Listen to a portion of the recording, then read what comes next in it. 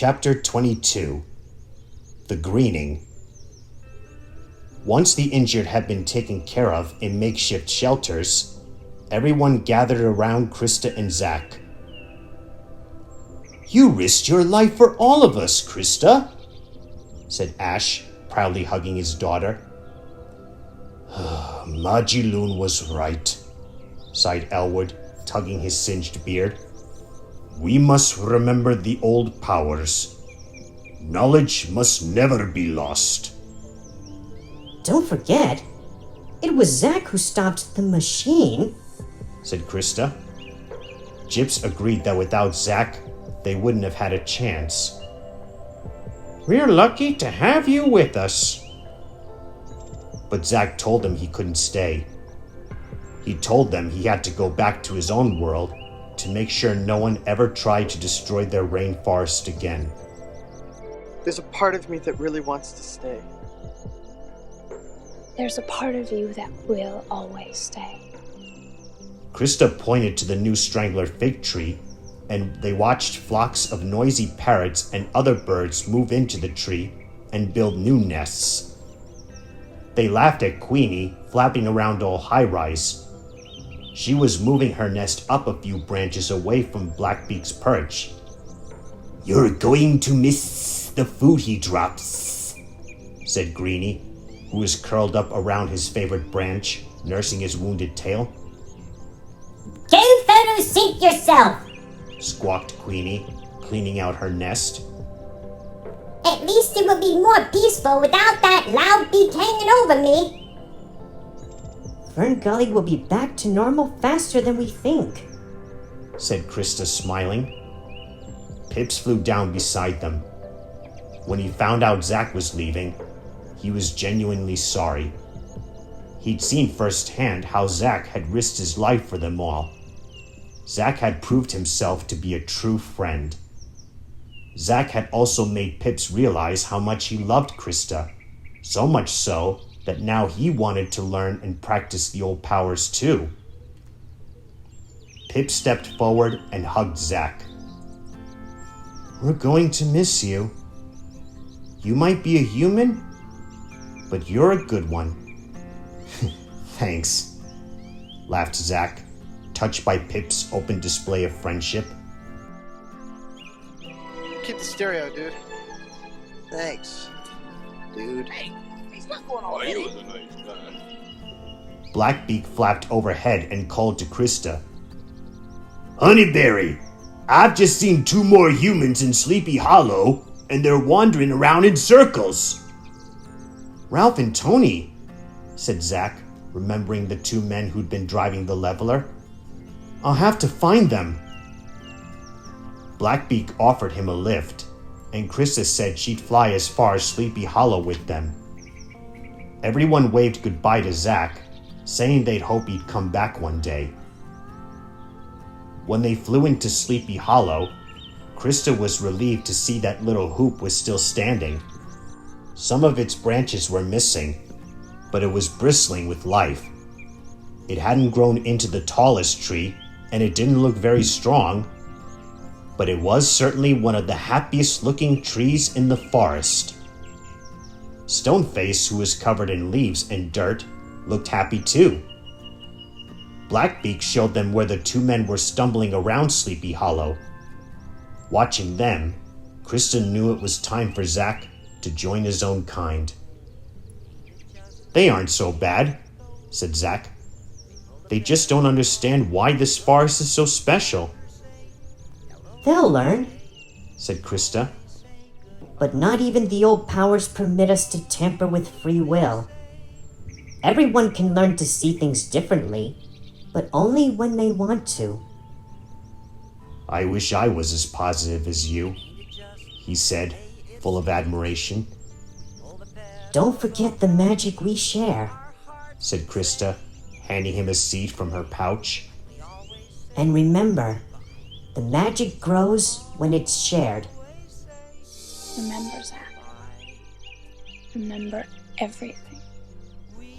Zak closed his fist around the seed, and he kissed her for the last time.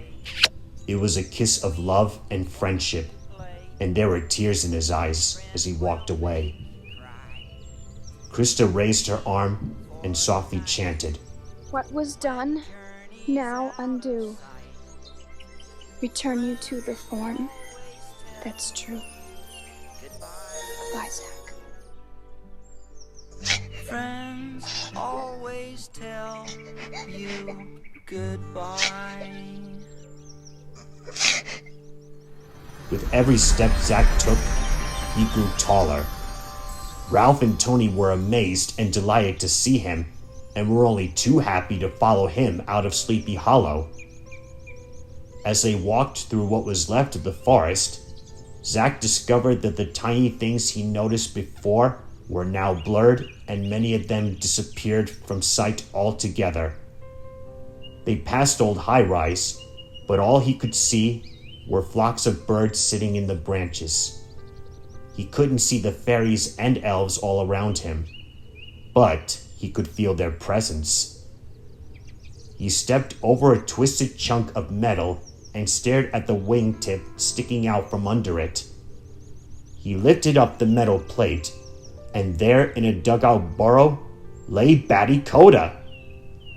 He picked Batty up and held him gently in his hands. How small he looked now. Ah! Shrieked Batty, suddenly opening his eyes and staring at Zak. I've shrunk! No, you haven't, said Zak. I've grown. Are you okay?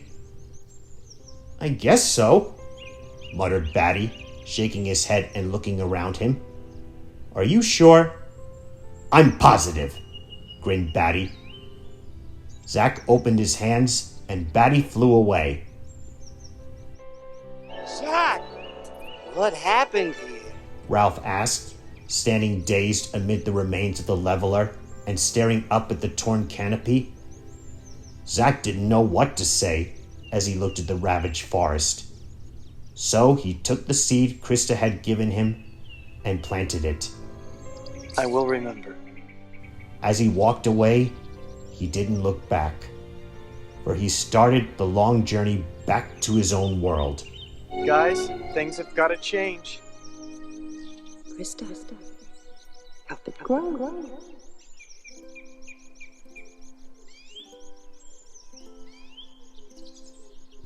The sun shone down on the seed and it sprouted. And as the plant grew, a few lone trees started to sing. Batty flapped back onto Old High Rise, much to the delight of Crysta and the fairy folk, who were overjoyed to see him alive and well. Then everyone began to sing, as the song of the trees touched their hearts. The fairies formed a dazzling spiral and danced in time to the music, as the heart of the forest burst into life.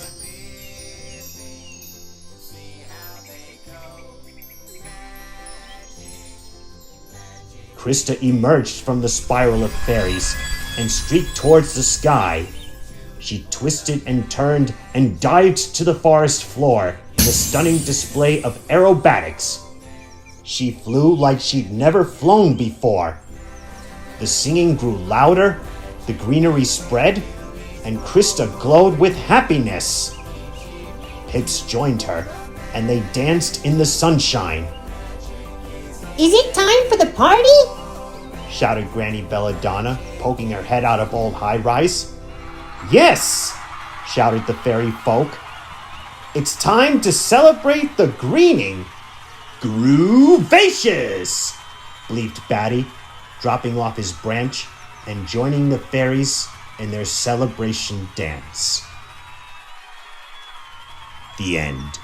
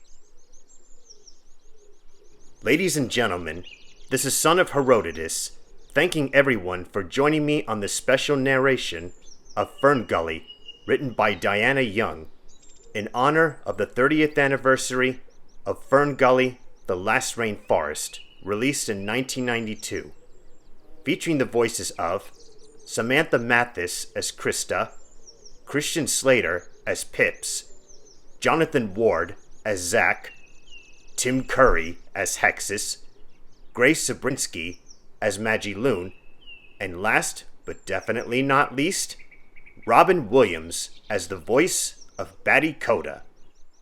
I had a lot of fun making these videos, and I do sincerely hope you all enjoyed watching them right up to the very end. I'll see you again next time with another anniversary project that I'm working on. Can't wait for that to happen. Until then, we must always remember to keep our beautiful planet clean and safe from pollution and deforestation. After all, like Crysta and Maggie Loon says, the magic grows when it is shared. So let's keep the magic growing by sharing it with everyone, so that we will always remember everything that happened here in FernGully. Once more, this is Son of Herodotus, saying happy reading, everybody, and hit it, Zak!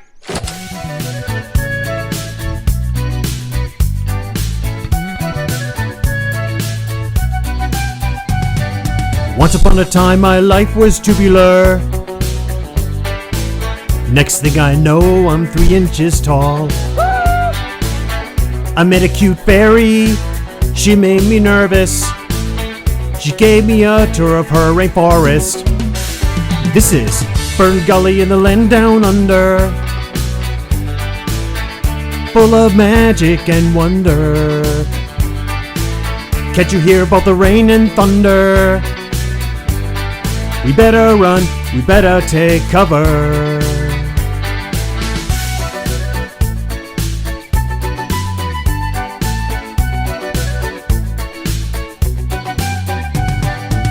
We arrived in a great big hustle. Then comes along Pips, full of muscles. He didn't like me and wanted me kicked out, but I was up for anything he can dish out. I said, I come from the land down under, full of humans and blunder. Can't you hear the thumping? We gotta run, Hexxus is coming. Yo, the name is Candy, the doctor is ready. Potato in a jacket, cold in the candy. I rock it, I ran for my brain is scrambled. Rap like an animal, but I'm a mammal. I'm in brain Friday, sacrifice, painted and intensified. People sanctified, and said pesticide. A patient all shut up, got my radars all shut up. First, I need a checkup on the deck up, I'm ready.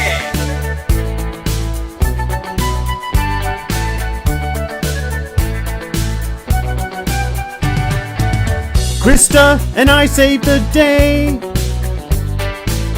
Now Hexxus is sealed away. I will remember everything.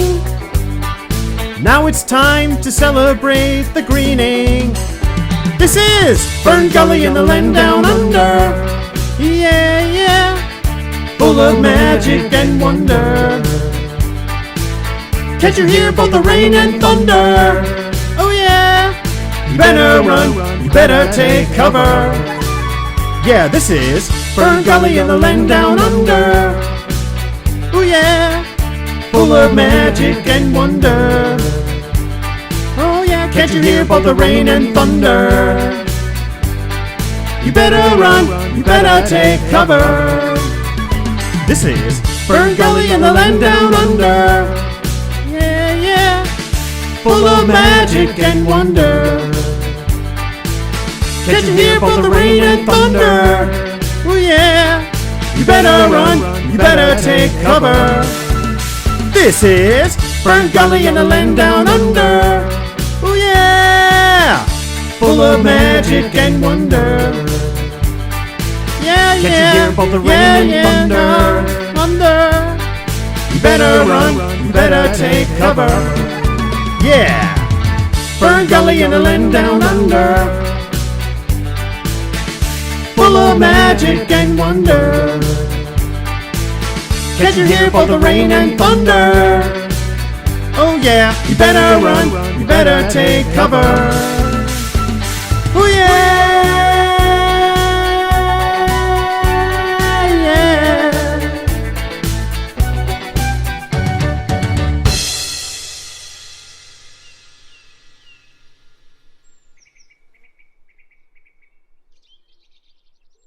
Adios, amigos.